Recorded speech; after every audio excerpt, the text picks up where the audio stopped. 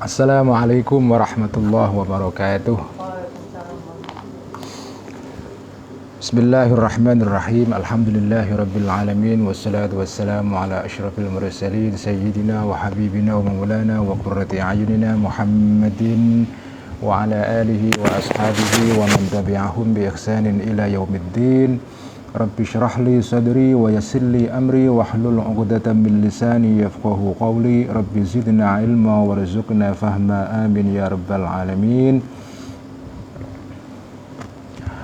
Amma ba'du, para teman-teman semua, para santri Ikhya online yang saya cintai, mari kita meneruskan ngaji Ikhya pada kesempatan ini setelah kita ngaji Ikhya selama sebulan Ramadan kemarin penuh setiap malam. Kita kembali kepada situasi normal sekarang, yaitu ngaji Ikhya seminggu sekali, ditambah ngaji Mishkatul Anwar juga seminggu sekali. Mari kita seperti biasa, kita akan mulai ngaji Ikhya pada malam hari ini dengan menghadiahkan Al-Fatihah. Kita hadiahkan kepada junjungan kita Nabi besar Muhammad SAW, kepada para semua nabi, kepada para keluarga kanjeng Nabi, para sahabat, para tabi'in, tabi'ut tabi'in, kepada para al-a'immah al-mujtahidin, para wali-wali baik di tanah Arab, di tanah Jawa, dan di tanah-tanah yang lain, dan juga kepada sahibil Ihya Hujjatil Islam Abi Hamid Al-Ghazali, dan juga kita hadiahkan Al-Fatihah kepada semua para pendiri Jam'iyah Islam di Indonesia, terutama Jam'iyah Nahdlatul Ulama, juga kepada para pendiri negara kita, kepada para guru-guru kita, orang-orang tua kita, kakek-kakek kita, guru-guru kita semua. Terutama saya meminta hadiah Al-Fatihah dihadiahkan kepada ayah saya Qiyatullah Rifai dan ibu saya Ibu Nyai Salama dan Ibu Nyai Fatmah. Semoga semua diampuni oleh Allah Subhanahu wa taala. Lahum jami'an al-Fatihah. A'udzu billahi minasy syaithanir rajim. Bismillahirrahmanirrahim. Alhamdulillahirabbil alamin arrahmanir rahim maliki yaumiddin. Iyyaka na'budu wa iyyaka nasta'in. Ihdinas siratal mustaqim. Siratal ladzina an'amta 'alaihim ghairil maghdubi 'alaihim waladdallin. Amin ya rabbal alamin. Bismillahirrahmanirrahim. Qala al-muallif rahimahullahu ta'ala wa nafa'ana bihi wa bi'ulumihi fid dharaini amin. Rabbi yassir wa a'in. Kita akan ngaji Ikhya malam ini menggunakan edisi Darul Minhaj ya. Selama ini saya menggunakan edisi Ikhya Darul Ibnu Hazm. Sekarang mulai malam ini dan seterusnya saya akan menggunakan kitab Ikhya edisi Darul Minhaj, yang mungkin ini edisi kitab Ikhya yang paling mutakhir ya, dan tentu saja sejauh ini yang paling baik karena menggunakan metode tahqiq yang lebih baik daripada tahqiq kitab Ikhya yang sebelumnya. Jadi saya menggunakan kitab Ikhya edisi Darul Minhaj dan versi PDF-nya. Nah, ini sekarang ini semua kitab itu ada PDF-nya, nyaris semua ada PDF-nya ya. Sebetulnya agak kasihan yang jualan kitab seperti Kiai Idham Khalid Gunung Pring ini. Karena semua kitab sekarang ada PDF-nya semua itu. Gratisan, ini orang sekarang ini ngaji udah gratis, kitabnya gratis ya. Bayangkan dulu ya, ini sebelum ngaji Ikhya ya, mbah saya, yaitu orang tua bapak dari ibu saya, Kiai Muhammadun Pondoan itu kalau beli kitab itu nunggu panen dulu, sawahnya panen baru beli kitab. Jadi mempunyai kitab itu sesuatu yang berharga sekali ya. Sekarang punya kitab tinggal download begitu saja ya. Jadi ngajinya sudah gratis, kitabnya gratis, ini masih nggak mau ngaji juga, keterlaluan sebetulnya ya. Jadi saya sudah membagikan versi PDF dari kitab Ikhya edisi Darul Minhaj ini. Semoga teman-teman bisa ngaji Ikhya dengan menyimak kitabnya ya. Jadi saya anjurkan ketika ngaji Ihya tidak sekedar hanya mendengar saja. Mendengar juga bagus daripada tidak sama sekali ya. Tetapi akan lebih afdol jika jenengan itu ngaji Ihya sambil menyimak teksnya. Jadi seolah-olah jenengan ini sowan kepada Imam Ghazali ya. Jadi membaca teksnya, walaupun mungkin ada yang nggak paham bahasa Arab, tapi yang penting ada teks di depannya. Jadi teks yang sudah saya bagikan di akun Facebook saya itu tadi siang ya, itu nanti atau minggu depan ya, atau ya, kalau yang sudah punya malah bagus ya, di print out ya. Kalau mau beli kitabnya sendiri juga lebih bagus, tapi ini agak mahal memang karena edisi Darul Minhaj ini sekitar 10 jilid kalau tidak salah ya, atau malah 11 jilid, jadi agak mahal memang ya. Tapi kalau mau yang edisi murah juga ada, edisi Darul Kutub Al-Ilmiyah yang terbitan Libanon itu lebih murah cuma 500.000 kalau tidak salah ya. Itu juga bisa dipakai edisi itu, tidak masalah ya. Qala al-muallif rahimahullahu taala wa nafa'ana bihi wa bi 'ulumihi fid dharain amin rabbi yassir wa a'in. Kitab Ihya halaman 537 jilid kelima ya, jilid kelima edisi Darul Minhaj. Bayanul a'dzaril murakhissati fil ghibati. Ini kita masih bicara mengenai soal ghibah, soal ngomongin orang, ngerasani orang ya. Yang itu merupakan bagian dari penyakit mulut ya, afatul lisan dalam bahasanya Al-Ghazali ya. Jadi penyakit mulut ini bukan penyakit mulut dalam pengertian kedokteran gigi ya, tapi ini penyakit mulut, penyakit rohani. Nah, ada 20 penyakit mulut ya, ini yang penyakit mulut salah satunya adalah al-ghibah, yaitu ngerasani orang. Nah, ngerasani orang itu dilarang, dosa dalam kacamata agama, secara moral itu tidak dibenarkan. Nah, sudah dijelaskan kemarin panjang lebar. Sekarang kita akan membaca keterangan Al-Ghazali mengenai alasan-alasan yang membolehkan untuk ghibah. Jadi ghibah itu memang haram, tapi dalam situasi tertentu itu dibolehkan ya. Bayanul a'dzari ay hadza bayanul a'dzari. Ini adalah keterangan tentang alasan-alasan al-murakhissati yang memberikan diskon atau dispensasi fil ghibati di dalam ghibah, ngerasani. Jadi ngerasani itu boleh dalam situasi tertentu ya. I'lam, ketahuilah annal murakhissa, sesungguhnya sesuatu yang memberikan rukhsah, memberikan dispensasi, kemurahan fil ghibati di dalam ghibah, ngerasani orang, wa dzikri masawi'il ghairi, dan menyebut-nyebut, membongkar-bongkar, mengungkap ya kejelekan-kejelekan orang lain ya. Ghibah itu kan intinya itu ya, dzikrul ghairi bisu'i. Jadi definisi ghibah dalam kitab Ihya sudah kita baca sebelumnya, yaitu yang disebut dengan ghibah adalah ngerasani orang jelek gitu ya. Jadi di balik punggung dia kamu menyebut-nyebut kejelekan orang itu ya, itu namanya ghibah. Kalau menyebut-nyebut kebaikannya itu bukan ghibah. Jadi ghibah itu adalah membongkar-bongkar, menguliti kejelekan orang lain di balik punggung dia. Huwa, nah, sesuatu yang membolehkan ghibah itu adalah huwa, gharadun adalah ya, gharadun tujuan atau ya tujuan ya, sesuatu yang tujuan sahihun yang benar dalam kacamata agama ya, yang ada tujuan yang valid, yang legitimate ya, fi syar'i di dalam kacamata agama. La yumkinu, yang tidak mungkin at-tawassulu ilaihi, untuk sampai kepada tujuan itu, kepada goal itu, illa bihi, kecuali dengan zikru masawi'il ghairi, dengan cara ghibah itu. Kamu ingin mencapai tujuan yang legitimate secara agama, secara moral. Tidak ada sesuatu yang secara moral itu boleh dilakukan, tapi kamu tidak bisa sampai ke sana kalau kamu tidak ghibah. Nah, itu ghibah seperti itu dibolehkan. ghibah untuk mencapai tujuan yang secara agama, secara moral itu legitimate, sah ya. Maka fayadfa'u, maka akan menangkal, menolak zalika, menyebut dari itu zikru masawi al-ghairi ismal ghibati, dosa dari ghibah.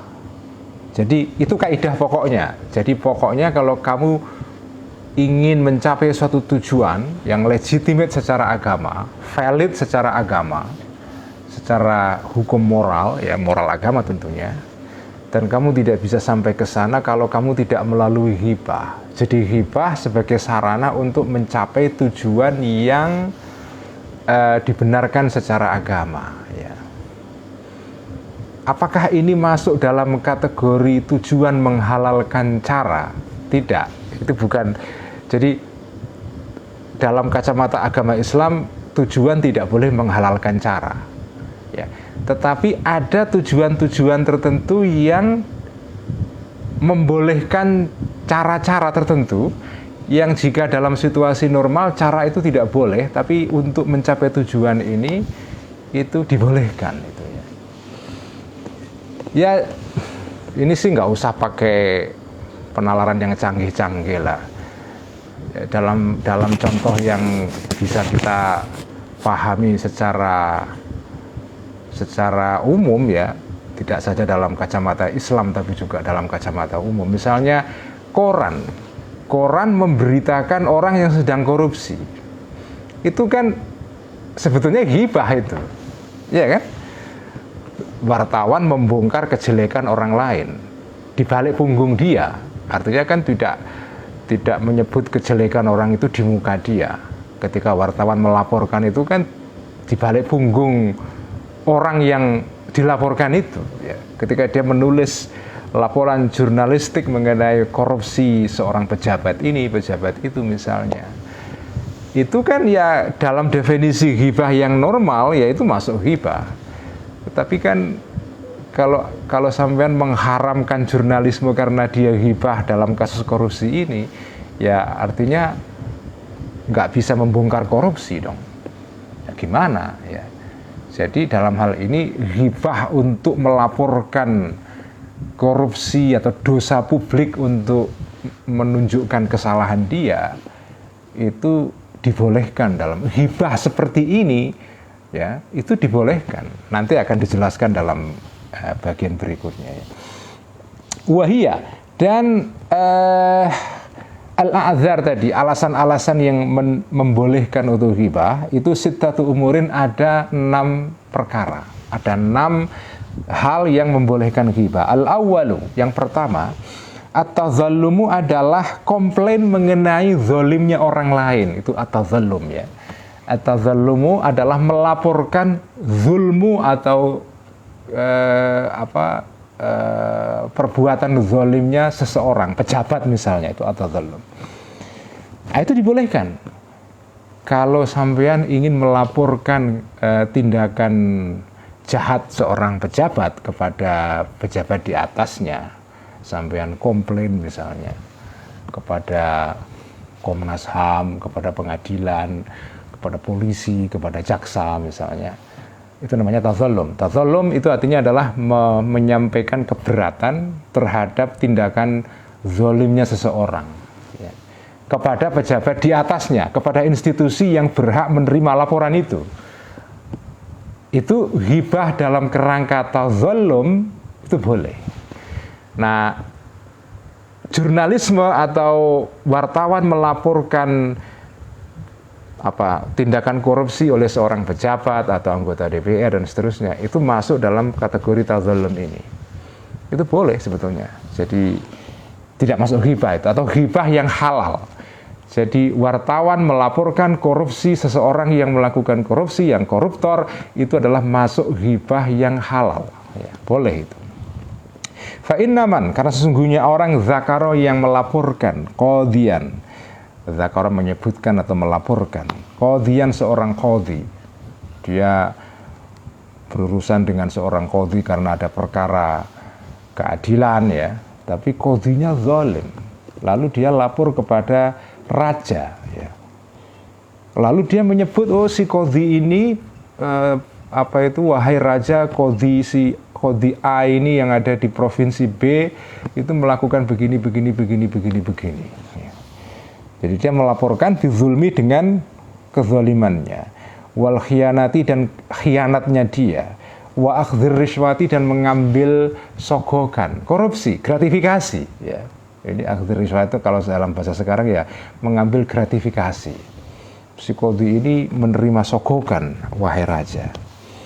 Nah, orang yang menyebut Qadhi, melaporkan Qadhi karena perbuatannya seperti ini ya, itu sebetulnya karena orang ini mughtaban adalah orang yang melakukan ghibah, asian yang berbuat maksiat, illam yakun jika tidak ada orang ini mazluman itu dizalimi ya.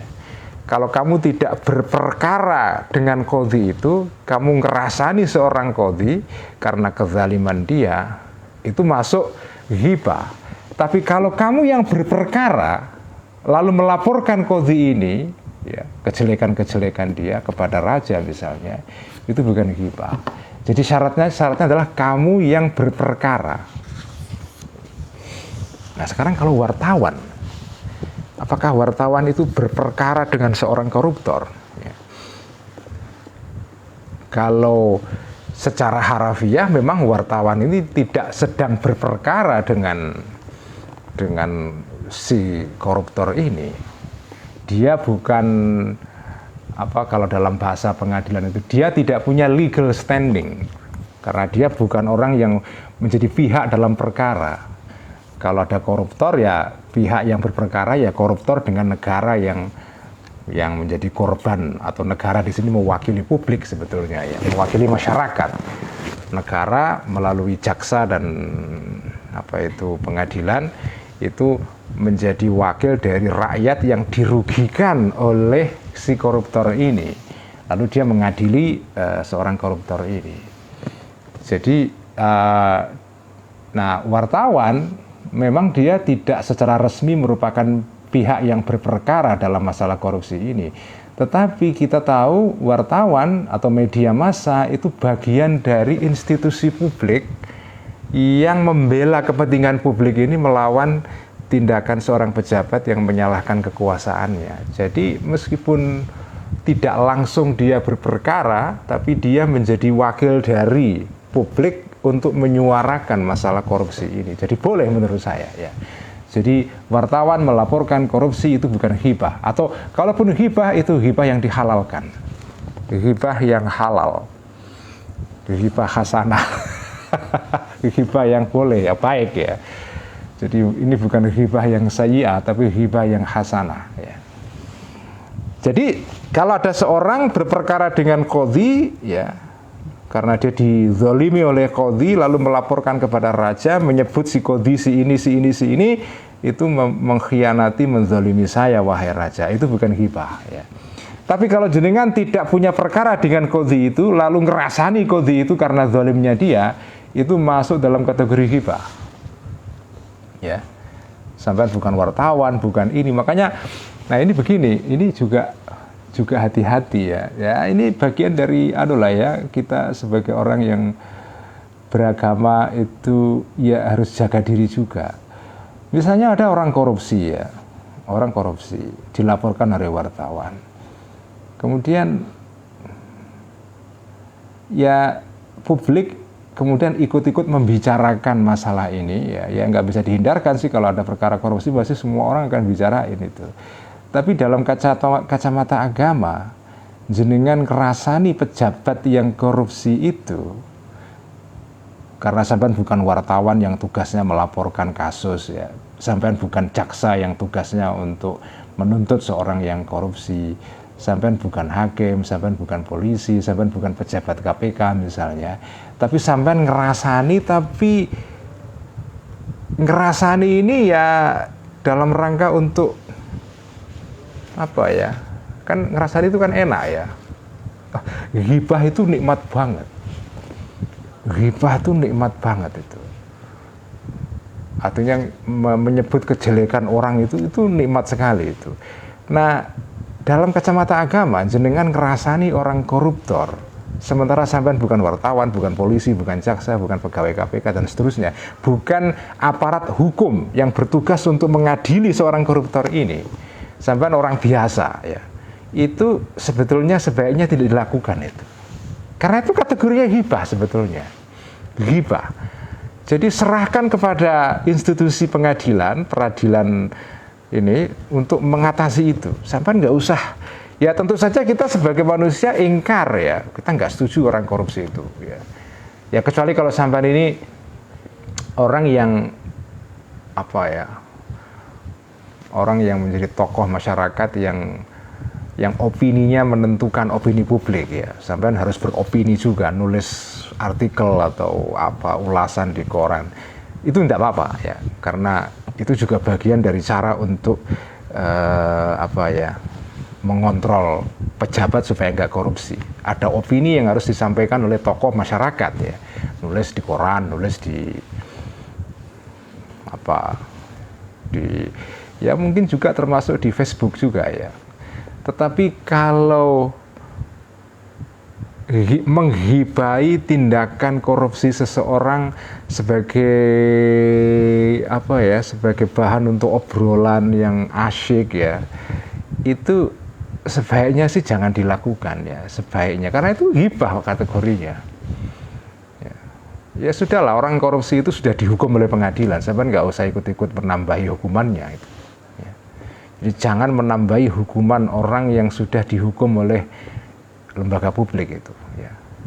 Dengan cara ngerasani, apalagi terus ikut menyebarkan fitnah segala macam itu, ya seperti perilaku para aktivis medsos akhir-akhir ini ya, itu enggak itu ya, jangan dilakukan ya, jangan dilakukan ya. Serahkan kepada lembaga publik untuk mengatasi orang itu ya. Amal madlumu, adapun orang yang dizalimi min jihatil qadhi, dari arahnya seorang qadhi, falahu, maka bagi orang ini boleh an yatazallama, untuk komplain ya, ila sultani, kepada seorang sultan ya, penguasa di atas qadhi yaitu raja, atau dan wayan sibahu, dan menisbahkan orang ini hu kepada qadhi ila zulmi, kepada kezaliman, menyebutkan kezalimannya.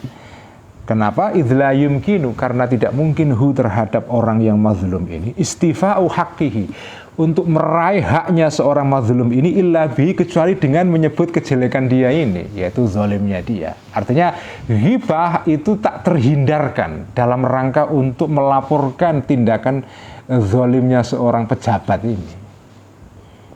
Nah, kalau begini itu hibahnya hibah yang halal ya, bukan hibah yang haram itu.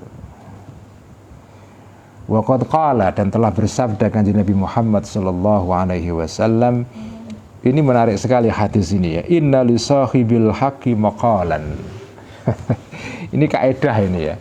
Inna li sahibil haqqi maqalan. Sesungguhnya bagi orang yang punya hak yang dilanggar oleh seorang yang lain ya, maqalan apa itu, suatu omongan. Artinya dia boleh ngomong untuk melaporkan dan membicarakan keadaan yang dia alami, kezaliman yang dia derita. Inna li sahibil haqqi maqalan. Ini hadis ini bagus banget ini ya. Inna li sahibil haqqi maqalan. Orang yang punya hak yang dilanggar berhak untuk mengomongkan pelanggaran itu. Dan mengomongkan, membicarakan, melaporkan pelanggaran ini ya, yang dilakukan oleh si A, si B, si C dan seterusnya, ini tidak dalam kategori hibah.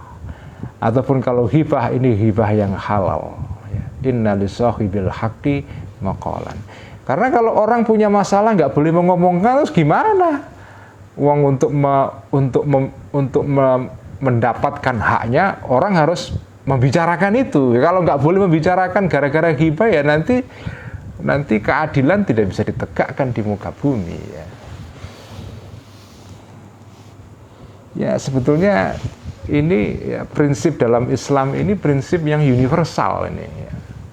Makanya saya mengatakan apa ya, ajaran Islam itu ajaran yang ya, tentu saja ada ajaran-ajaran Islam itu yang memang hanya khusus untuk orang muslim saja. tapi sebagian besar ajaran Islam itu, terutama bagian akhlak ya, Ihya ini sebagian besar, saya mengatakan 99% itu, yang ditulis dalam kitab Ihya ini, ya, itu relevan untuk semua orang, apapun agamanya, ataupun orang yang nggak punya agamanya sekalipun, orang yang nggak punya agama sekalipun, yang ateis pun, itu bisa memahami logika di balik apa yang ditulis dalam kitab Ihya ini, karena Ihya itu menjelaskan mengenai soal akhlak sebetulnya, akhlak. Dan akhlak itu universal karena semua orang membutuhkan akhlak ya. Ya termasuk ini, ngerasani. Ngerasani itu dosa. Dosa itu kan bahasa agama. Mungkin kalau bahasa yang lebih umum ya, ngerasani itu tidak etis itu. Sebaiknya dihindari atau seharusnya dihindari atau jangan dilakukan ya. Karena pasti akibat ngerasani itu membuat ikatan-ikatan sosial menjadi renggang. Bayangkan kalau dari ngerasani itu timbul prasangka buruk, kemudian misinformasi, hoax, fitnah, kemudian ketegangan sosial, salah sangka, akhirnya terjadi polemik yang tidak perlu, ya, salah paham. Apalagi di era media sosial sekarang ini, ghibah itu bisa merusak jaringan-jaringan sosial, ya. bisa runtuh itu ya. Waqala, dan bersabda kanjeng Nabi alaihi salatu wassalam, matlul ghaniyyi zulmun.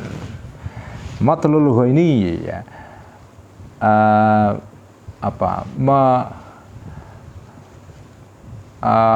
matlul ghaniyyi, tindakan memperlambat ya oleh orang yang kaya tidak membayar hutangnya. Jadi orang yang punya hutang dan dia mampu membayar hutang itu ya, kemudian diperlambat, tidak segera membayar hutangnya itu zulmun, adalah tindakan kezaliman. Kalau kamu punya hak, kamu mampu untuk memenuhi hak itu terhadap orang lain, tidak kamu penuhi, kamu tunda-tunda terus ya, menunda-nundanya orang kaya terhadap hak yang mestinya dia bayarkan kepada orang lain, itu kezaliman. Karena itu kezaliman, maka orang yang dizalimi boleh menghibai orang itu untuk dalam rangka untuk dilaporkan kepada pihak berwenang untuk bisa menyelesaikan perkaranya ya. Karena kezaliman ya. Jadi orang yang dizalimi itu boleh melaporkan itu. Orang yang dizalimi itu boleh melakukan tazallum. Tazallum itu bahasa Arab yang kalau dalam istilah sekarang itu komplain. Komplain terhadap tindakan zalimnya orang lain, itu tazallum ya. Wa qala, dan bersabda juga kanjeng Nabi alaihi salatu wassalam, layyul wajidi yuhillu irdahu wa uqubatahu ya. Layyul wajidi ya, ya sama, memperlambatnya orang yang menjumpai sesuatu yang bisa dia bayarkan untuk membayar haknya dia kepada orang lain ya. Yuhillu itu bisa menghalalkan ya, layyu ini irdahu, terhadap harga dirinya orang yang wajid ini, wa uqubatahu, dan menyiksa atau mendenda ataupun menghukum orang yang wajid ini. Jadi makna hadis ini sama dengan hadis sebelumnya. Layul wajid, orang yang punya sesuatu yang cukup, yang punya kemampuan untuk membayar haknya terhadap orang lain, kemudian dia tunda-tunda ya. Itu membuat harga diri dia boleh dilanggar, yaitu boleh dihibai ya. Karena hibah itu kan sebetulnya melanggar harga diri orang. Tetapi kalau jenengan punya kasus dengan orang itu melakukan kezaliman kepada sampean ya, nah, tindakan zalimnya dia itu membuat dia kehilangan haknya untuk dihormati harga dirinya. Sampean boleh menyebut kejelekan dia, di hadapan seorang qadhi atau penguasa yang punya wewenang untuk membereskan perkara itu, melaporkan ke pengadilan. Ya kalau sekarang macam-macam, ada pihak resmi pengadilan, ada pihak yang tidak resmi seperti komisi ini, komisi itu, Komnas HAM, Komnas Perempuan, ada komisi anak dan perempuan, ada macam-macam lah. Sekarang kan komisi kan banyak sekali. Ataupun ada lembaga swasta yang menampung komplainnya orang, ada YLKI, ada macam-macam. Ya. Ada media massa, sampai nulis surat pembaca, laporkan kepada media massa mengalami situasi ini, komplain dengan tulis, itu nggak masalah. Ya. Karena ini hibah dalam rangka untuk mencapai hak sampean yang dilanggar oleh orang lain. Ini masuk dalam kategori hibah yang halal. Itu adalah alasan pertama yang membolehkan hibah. Atsani, alasan kedua adalah al-isti'anatu. Al-isti'anatu mencari bantuan atau ya mencari bantuan ala taghyiril munkari. Jadi melakukan hibah dalam rangka untuk mengubah sesuatu yang mungkar. Waraddil asi, dan mengembalikan orang yang maksiat ila manhajus sholahi, kepada jalan kebaikan. Ada orang maksiat ya. Nah, jenengan tidak bisa mengatasi atau mencegah, menangkal maksiat atau tindakan kejahatan itu kecuali jenengan caranya ya menyebutkan kejelekan orang itu kepada pihak lain yang mampu membantu sampean untuk mencegah kemaksiatan orang ini. Nah, ini dibolehkan hibah ini. Nah, contohnya bagaimana? Ini contohnya ya, kamaru ya, sebagaimana dikisahkan anna Umar, sesungguhnya Sayyidina Umar atau sahabat Umar lewat berpapasan suatu saat ala Uthmana. Biasanya kalau kata marro itu huruf jernya itu bi, tapi ini ala ya. Agak jarang ini ya. Ala Uthmana, terhadap Sayyidina Uthman. Satu saat Sayyidina Umar ini berpapasan dengan Sayyidina Uthman. Waqila, dan dikatakan dalam sebagian riwayat yang lain itu bukan Sayyidina Utsman tapi ala Talhata, terhadap sahabat Talha radhiyallahu anhum ajmain. Fasallama, maka kemudian mengucapkan salam atau uluk salam, itu bahasa Jawanya itu uluk salam ya, maksudnya mengucapkan salam Sayyidina Umar ini alaihi kepada Utsman. Falam yarudda, maka tidak mengembalikan Utsman ini as-salama, ucapan salam ya. Jadi sedang ada ya, ketegangan antar dua sahabat besar ini ya. Ketika Sayyidina Umar berpapasan dengan Sayyidina Utsman, disalami nggak jawab itu. Nah, tentu saja Sayyidina Umar terganggu tersinggung ya. Fadzahaba, maka pergilah Sayyidina Umar ila Abu Bakrin, kepada Abu Bakar ya, sahabat manusia lah ya. Kadang-kadang ya samalah sahabat ini, tentu saja mereka manusia-manusia yang spesial karena sahabat Kanjeng Nabi yang menyaksikan wahyu turun kepada Kanjeng Nabi. Tapi sahabat bagaimanapun ya sahabat. Mereka manusia yang bisa bertindak salah ya. Jadi kalau ada sahabat berbuat salah ya biasa ya. Nggak usah heran, namanya sahabat bukan Nabi, tidak maksum kok. Tetapi dengan segala kelemahan-kelemahannya, para sahabat ini tetap menjadi teladan kita ya. Karena sebagian besar tindakan mereka ini ya, sebagian besar ya ada kesalahan-kesalahan di sana sini, tapi sebagian besar mereka ini adalah orang-orang baik, orang-orang yang merupakan generasi pertama dalam Islam yang menjadi model moral bagi kita semua sebagai orang-orang yang datang belakangan ya. Ashabi kan nujum, itu dalam sebuah hadis dikatakannya.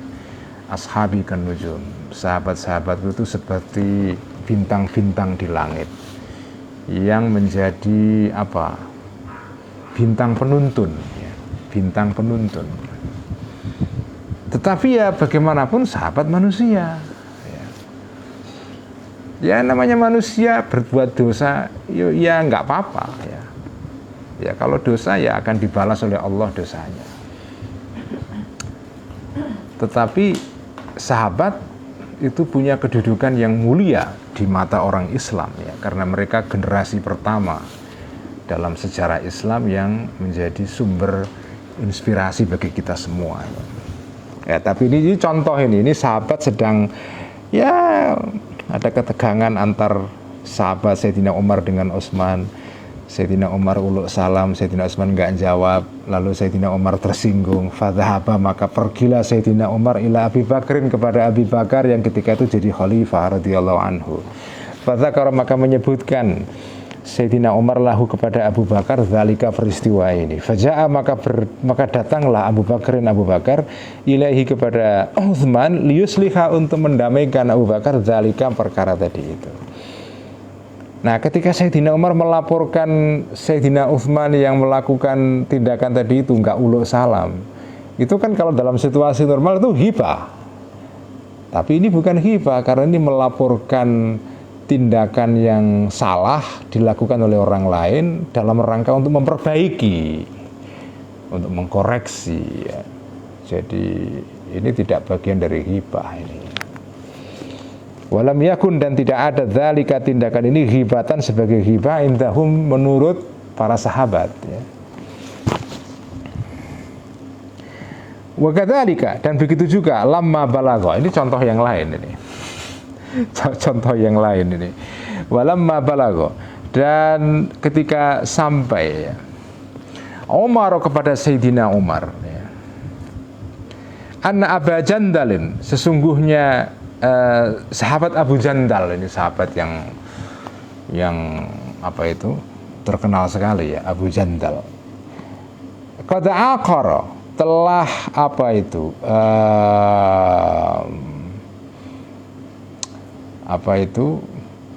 aqara itu dari kata akhirun, itu botol tempat arak ya. Qad aqara, telah ya, secara haraf, secara apa makna artinya qad aqara, telah apa itu minum al-khamra, khamr ya, bisyami, di kota Syam ya. Ini Abu Jandal ini ya sahabat yang menjadi pejabat di kota Syams ya. Ya sahabat melakukan kekeliruan ya, itu sesuatu yang nggak usah mengherankan kita ya, karena mereka bukan nabi, jadi bukan maksum ya. Qad aqara, telah apa itu memegang botol ya, minuman khamr, al-khamra, kepada khamr bisyami, di Syams ya. Jadi Sayyidina Umar dapat laporan Abu Jandal ini minum arak lah, kira-kira gitu. Kata maka menulislah Sayyidina Umar ilaihi, kepada Abu Jandal, menulis surat ya. Isinya begini: Bismillahirrahmanirrahim. Hamim, tanzilul kitabi minallahil azizil alim, ghafiriz dzambi wa qabilit taubi syadidil iqab ya. Al-ayah ya. Ayat ini kan berisi apa? Berisi keterangan tentang Allah sebagai zat yang maha menerima taubatnya seorang hamba yang berbuat salah. Jadi cara nuturinya Sayyidina Umar itu tidak kepada pejabatnya ini ya, tidak kamu begini-begini, udah disebutkan ayat saja. Hamim, tanzilul kitab ya, ini adalah kitab yang ini adalah kitab yang diturunkan minallahi, dari Allah, al-azizi, yang bersifat aziz, yang menang ya, al-alim, yang maha tahu, ghafiriz dzambi, Allah ini adalah zat yang mengampuni dosa, wa qabilit taubi, dan menerima taubat, tetapi juga syadidil iqabi, zat yang pedih siksanya kepada orang yang nggak mau bertobat. Jadi intinya segera tinggalkan tindakan kamu minum arak ini. Al-ayah, fataba, maka tobatlah Abu Jandal tadi itu. Walam yara, dan tidak memandang, tidak berpendapat ya, Umaru, Sayyidina Umar, dzalika ya tadi itu ya, laporan orang yang menyebutkan tindakan Abu Jandal minum arak ini ya, mimman, dari seseorang ablagho, yang menyampaikan orang ini kepada Sayyidina Umar, tidak memandang ini semua Sayyidina Umar ghibatan sebagai ghibah. Ya, ini bukan ghibah ini. Itu karena ada qasduhu, tujuannya orang ini ketika menghibahi Abu Jandal itu adalah an yungkira, untuk agar mengingkari, agar mencegah alaihi terhadap Abu Jandal Umaru, Sayyidina Umar, supaya Sayyidina Umar itu mengingkari tindakan dia, mencegah tindakan dia. Fayanfa'u, maka bisa bermanfaat kepada Abu Jandal, ya, nushuhu, nasihatnya Sayyidina Umar, ya.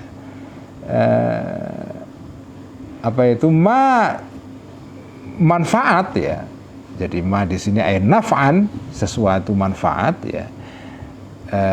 La yanfa'u, yang tidak bisa memanfaati ma ini kepada Abu Jandal, atau la yanfa'u, yang tidak bisa memanfaati kepada Abu Jandal, nushu ghairihi, nasihatnya selain Sayyidina Umar. Karena kalau dia nuturi atau nasihati Abu Jandal, dia pejabat, sampean siapa? Nggak akan punya pengaruh. Tapi kalau jenengan laporkan kepada Sayyidina Umar ini khalifah, nah khalifah ini punya otoritas, ya. Jadi kalau jenengan melaporkan kejelekan orang lain kepada orang yang punya otoritas, itu bukan ghibah, ya. Itu bukan ghibah, ya. Ya kalau sekarang ya nulis surat pembaca, ya. Karena kalau pejabat itu kadang-kadang, ya, pejabat itu kalau nggak dilaporkan oleh media massa, dengan tuturi sendiri, rakyat kecil datang ke pejabat nggak akan didengarkan itu kritiknya dia. Tapi begitu kritik itu disampaikan oleh koran, ya, ditulis oleh media massa, ketakutan dia, ya. Ketakutan dia. Jadi ghibah itu dalam situasi tertentu dibolehkan, ya. Sebetulnya keterangan Imam Ghazali ini bisa diperluas, ya, meskipun diperluasnya juga harus hati-hati, ya. Intinya ginilah, ghibah itu tidak baik.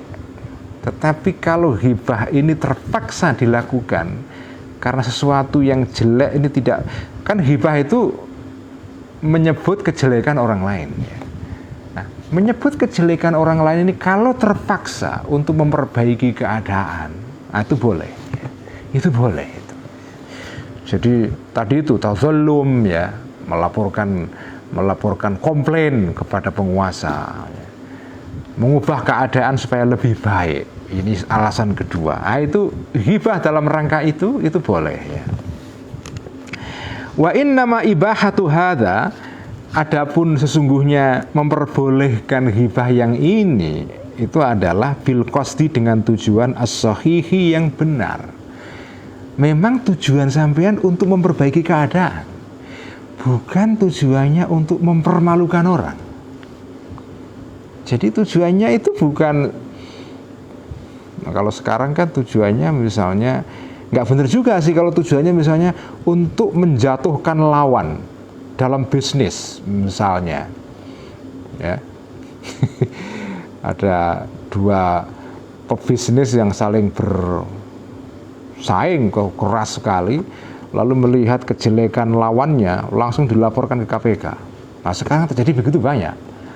Orang-orang melaporkan kejahatan orang lain bukan dalam rangka memperbaiki keadaan, tapi sekedar untuk membalaskan dendam dia, atau supaya dia bisa mengalahkan pesaingnya. Itu semua nggak dibenarkan dalam kacamata agama, ya. Jadi ini sebetulnya pelajaran buat kita semua, ya. Ketika jenengan melaporkan kejelekan kepada publik, itu niatnya harus benar. Makanya ini al-qasdus shahih, niatnya harus benar. Jangan niatnya doxing, niatnya menjelekkan. Wah, ini lawan politik saya ini cebong, ini kadrun, ini. Wah, kalau misalnya cebong lihat sedikit kesalahannya kadrun, atau kadrun lihat sedikit kesalahannya cebong, wah langsung dieksploitasi itu, dibungkam itu. Wah udah, itu hibah itu. ghibah itu, karena tujuannya, makanya tujuan itu penting. Ya, innamal a'malu binniyat. Amal itu tergantung niatnya. Makanya ini ya teman-teman yang sudah ngaji Ihya itu hati-hati dengan niat. Hati-hati dengan niat ya. Karena niat yang salah, meskipun hasil akhirnya itu tindakan yang sama, tapi niatnya salah, itu ya salah. Artinya nilai moralnya di hadapan Allah Subhanahu wa taala itu lain itu, lain. Jadi jenengan melaporkan kejahatan orang lain ke KPK, tujuannya adalah memperbaiki keadaan, itu positif. Tetapi jenengan lapor ke KPK untuk menjatuhkan lawan bisnis, lawan politik atau seterusnya, itu salah. Meskipun hasilnya sama, melaporkan kejahatan ke KPK, dan KPK berhak atau berkewajiban untuk membereskan keadaan itu, untuk mengusut, menginvestigasi dan seterusnya. Hasil akhirnya sama, KPK menginvestigasi laporan itu. Tetapi di dalam kacamata agama itu nilainya beda. Jenengan melaporkan itu dalam kerangka tazallum ya, atau dalam kerangka isti'anah untuk mengubah keadaan menjadi lebih baik, itu positif. Tapi kalau niatnya adalah menjatuhkan lawan politik, nggak baik itu. Ya. Jadi ini pelajaran buat kita semua, ya. Kalau misalnya punya perkara, ya itu kalau jenengan ingin jadi ini juga sama untuk para wartawan, ini juga penting. Kalau kebetulan di sini misalnya ada teman-teman yang profesinya wartawan, ya itu meluruskan niat itu penting sekali. Jenengan ketika melaporkan suatu kejahatan dalam laporan jurnalistik sampean itu apa tujuannya? Itu penting banget ya. Innamal a'malu binniyat. Apa jenengan tujuannya itu? Ketika jenengan nge-tweet mengenai kejelekan orang lain, itu tujuannya apa? Ya. Tujuannya untuk menambah konten dan follower, menambah like ya. Ini dalam rangka produksi konten ya. Atau apa? Ya. Mencari popularitas supaya dikenal orang ya. Atau bagaimana? Niat itu penting banget ya. Makanya ini innama ibahatu hadza bil qasdis shahih, harus tujuannya benar ya. Fa illam yakun, maka jika tidak ada zalika tadi ya, zalika al qasdus shahih tadi itu ya, huwa adalah al maksuda yang dituju. Kalau tujuannya bukan tujuan yang benar, karena maka ada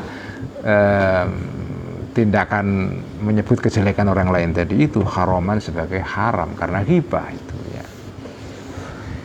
Nge-tweet pun juga sama sebetulnya ya. Jadi nge-tweet, nulis status di Facebook itu juga sama loh. Jenengan ya, saya tidak mengatakan semua tweet tentang kejelekan orang lain itu ghibah semua. Dalam situasi tertentu bisa tidak ghibah. Misalnya jenengan ini orang yang influencer di media sosial, wah, followernya 2 juta orang, apalagi sampai 10 juta misalnya. Kalau jenengan bersuara untuk mengkritik suatu tindakan yang salah yang dilakukan oleh pejabat misalnya, itu penting banget. Tapi niatnya harus benar. Niatnya bukan tidak sekedar, niatnya bukan untuk memproduksi konten yang bisa menimbulkan kehebohan. Bisa menciptakan hype, istilahnya hype atau viral atau kalau tujuannya viral. Nah ini, kalau jenengan tujuannya viral, itu bukan tujuan yang benar. Sudah, itu bukan tujuan yang secara syarak, secara agama dibolehkan. Tapi kalau tujuannya adalah memperbaiki keadaan, sama-sama mengetweet, cuma yang satu tujuannya untuk viral, yang satu untuk memperbaiki keadaan. Itu nilai keagamaannya beda. Yang satu kategorinya ghibah, yang satu kategorinya adalah tidak ghibah.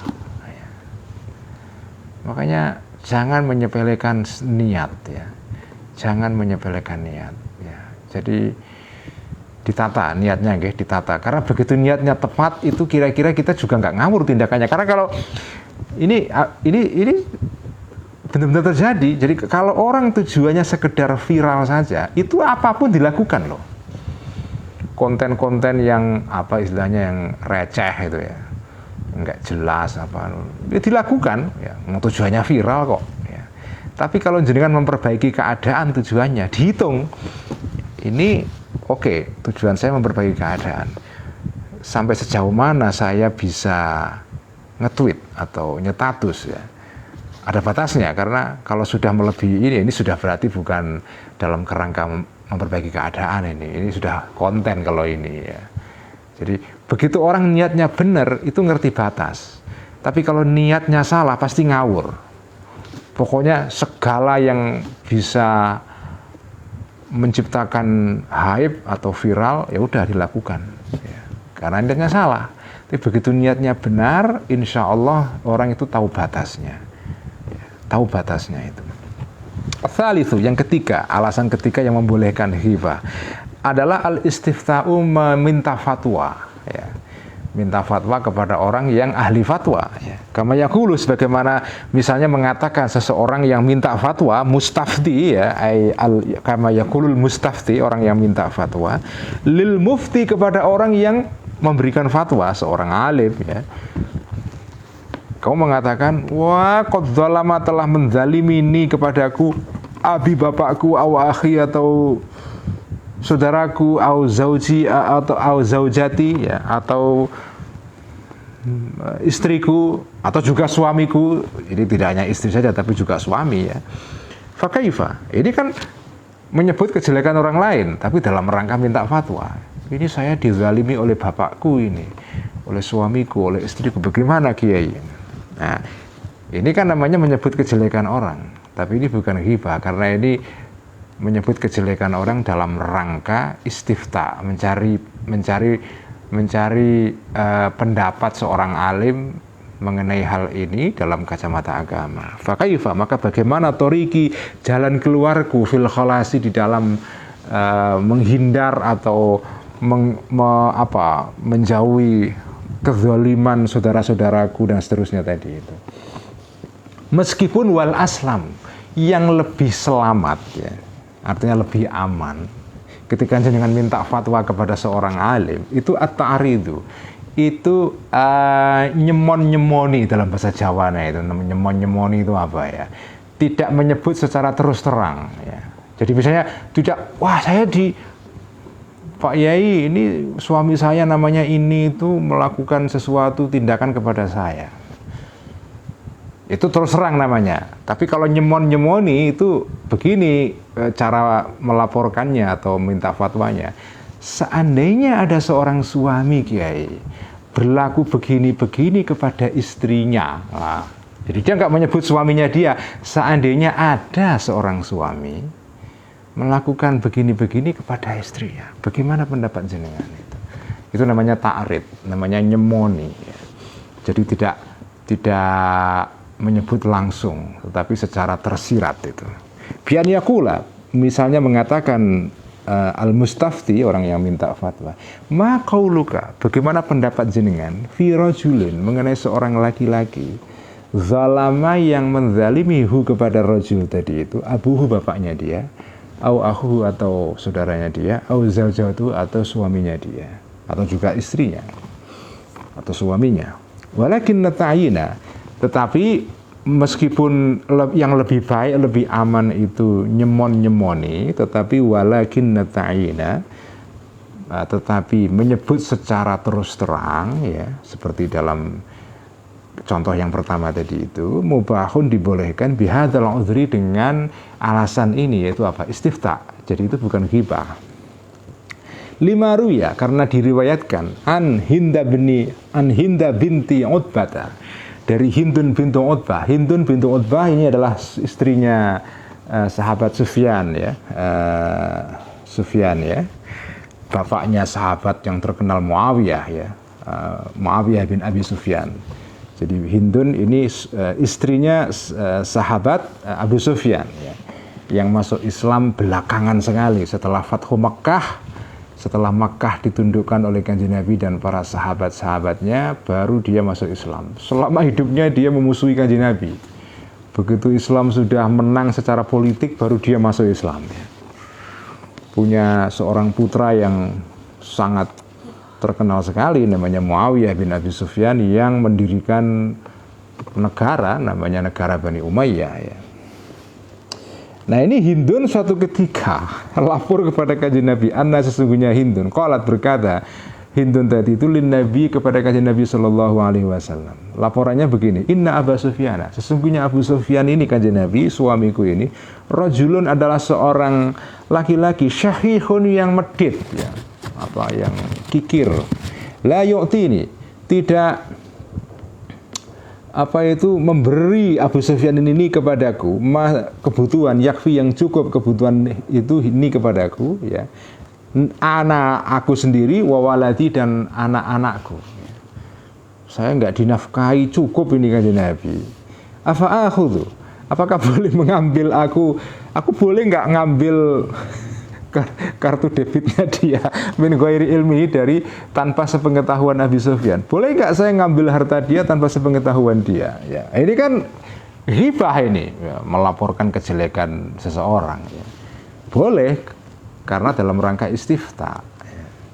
Faqala, maka menjawab Kanjeng Nabi alaihi salatu wassalam, nggak apa-apa, kamu istri diperlakukan zalim oleh suami, khudhi, ambillah engkau, ma sesuatu yakfiki yang cukup ma ini kepada engkau, wa waladaki dan anak engkau wahai Hindun, bil ma'rufi secara baik. Artinya ya kamu ngambil boleh tapi yang pantas, jangan terus dipelorotin, bukan, ya.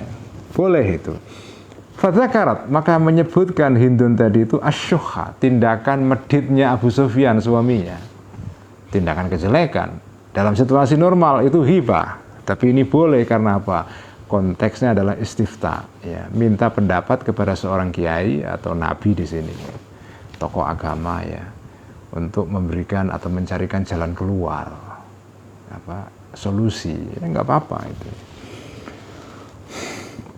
Wazulmatan menyebutkan Hindun ini kezalimannya Abu Sufyan laha terhadap Hindun. Waliwala dia dan kepada anaknya Hindun ini. Walam yazjar, dan tidak mencegah kepada Hindun Rasulullah Sallallahu Alaihi Wasallam. Kenapa? Izkana, karena ada qasduha, tujuannya Hindun al istifta'a dalam minta pendapat, minta fatwa itu. Makanya boleh itu, ya.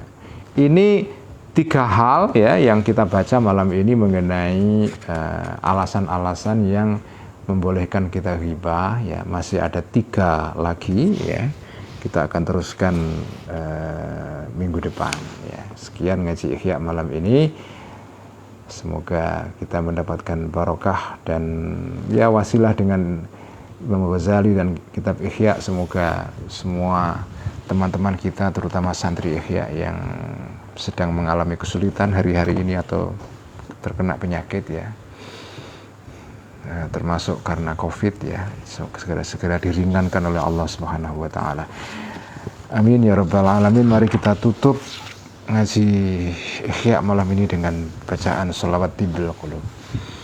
Allahumma salli ala sayyidina Muhammadin tibbil qulubi wa dawaiha wa afiyatil abdani wa shifaiha wa nuril absari wa dhiyaiha wa ala alihi wa sahbihi wa sallim.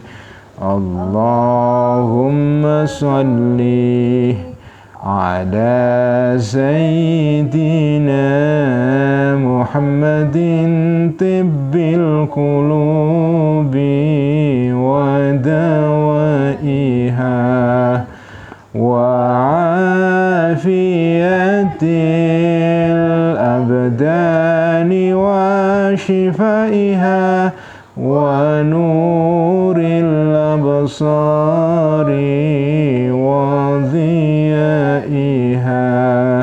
وعلى آله وصحبه وسلم.